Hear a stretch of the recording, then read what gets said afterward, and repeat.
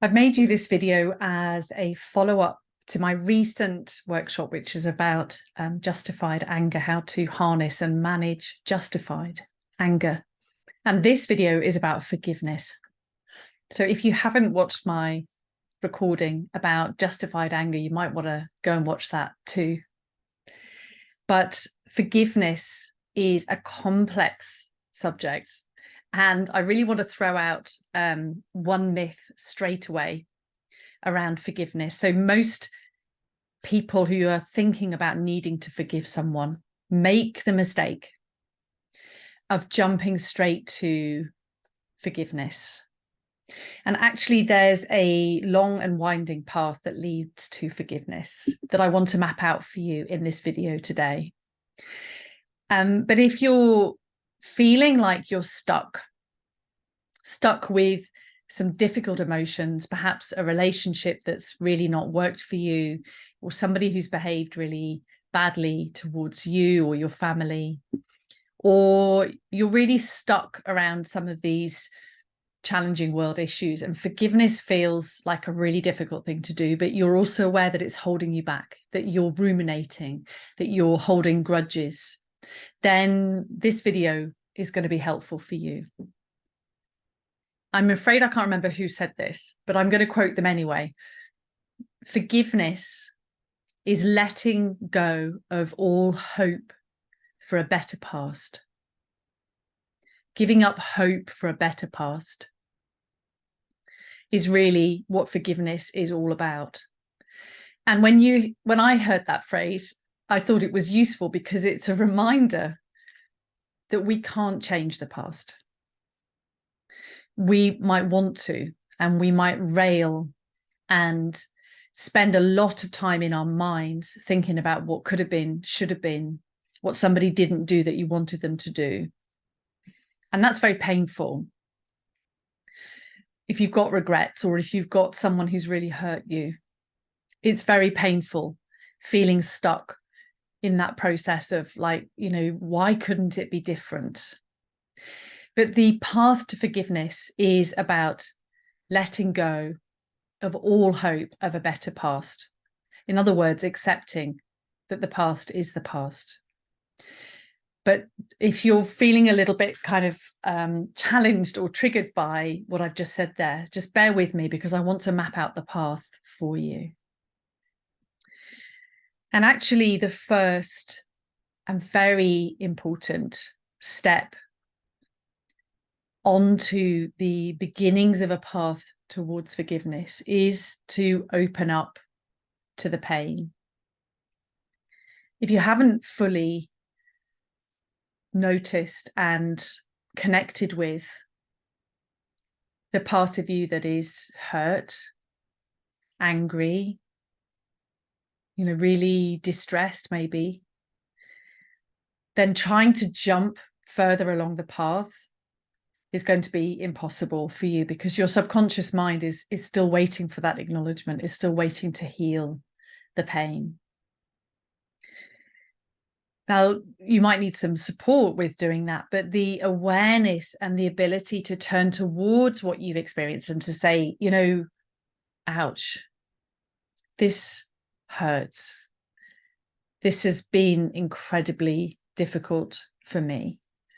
This is scaring me. This is really challenging. When you turn towards that compassionately, with openness and awareness, then you begin that journey along the path. That's absolutely crucial first step.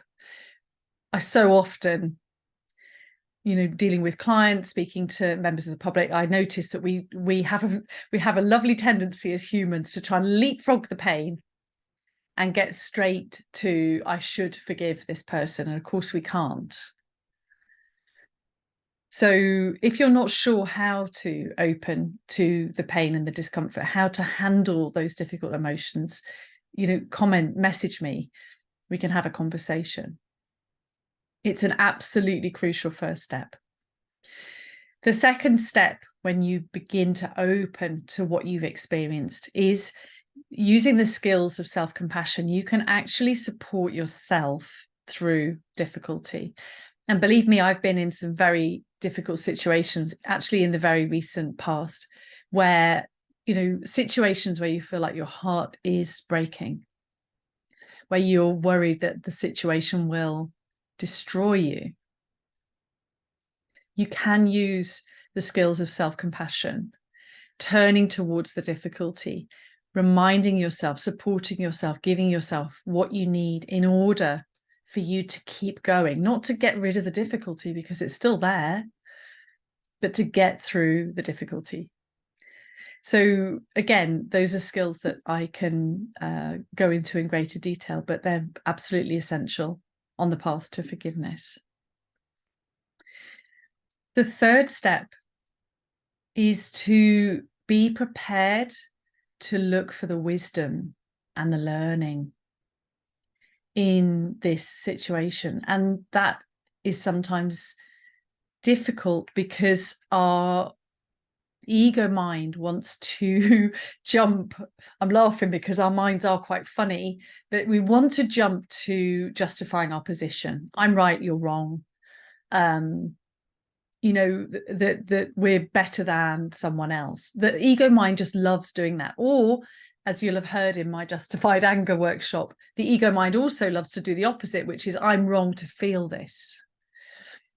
So what we have to do, and watch my Justified Anger workshop if you haven't seen it, what we have to do is we have to work with our own minds to tease out the wisdom, adopting an openness and a curiosity about what is, about what you can say to be true, and not getting sucked into the shoulds and the, well, of course they should know this and they should have done that.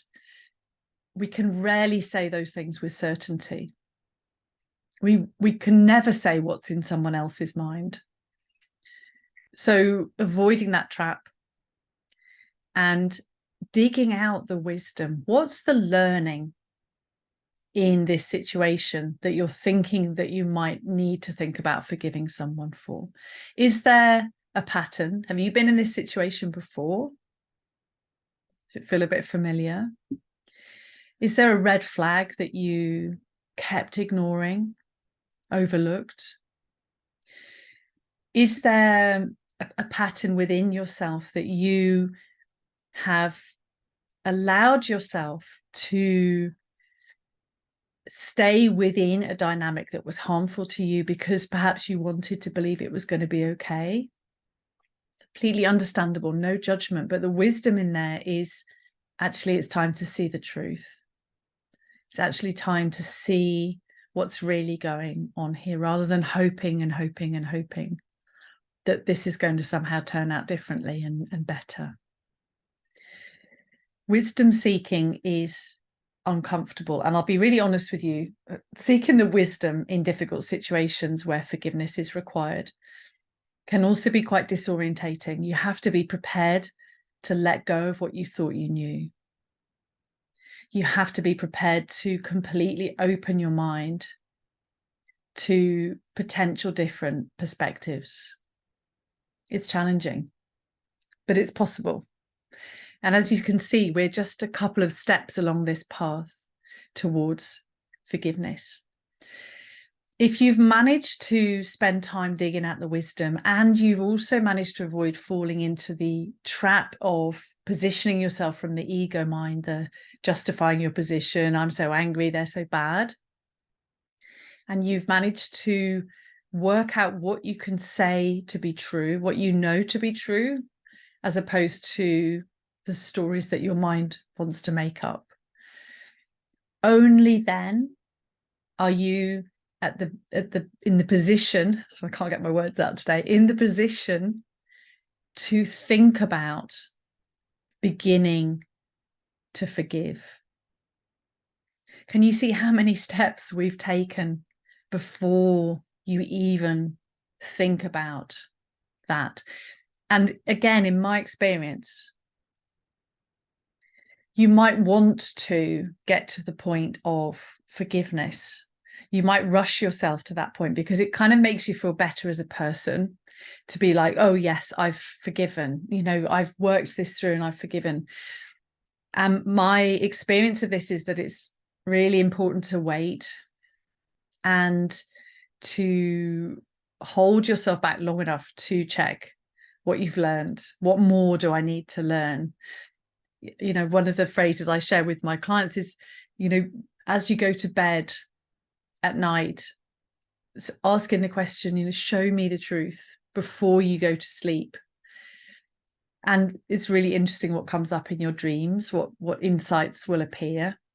If you make yourself stay a little longer in that wisdom seeking phase, in the awarenessing, and you're opening your eyes and you're avoiding moving into the ego place.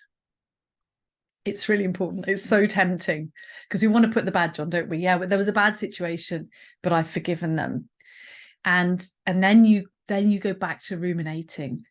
Then you go back to chewing it all over again. So you haven't really forgiven them. You haven't really let go of the hope of a better past.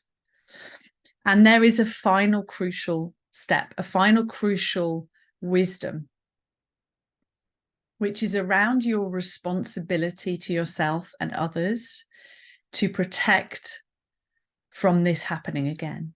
Whatever the situation is, connecting with the part of you that needs to take responsibility. Again, this is the opposite of the ego, which is about blame. You might choose to forgive someone, and at the same time, that does not mean that you just go straight back into how things were. So that commitment, that final step of commitment that says, I see things clearly now, and I'm committed to, whether it's holding boundaries or staying away or managing the situation differently or behaving differently yourself. I'm committed to making sure this doesn't happen again.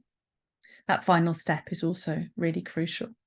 So I wanted to make you this video because forgiveness is way more complicated than we imagine.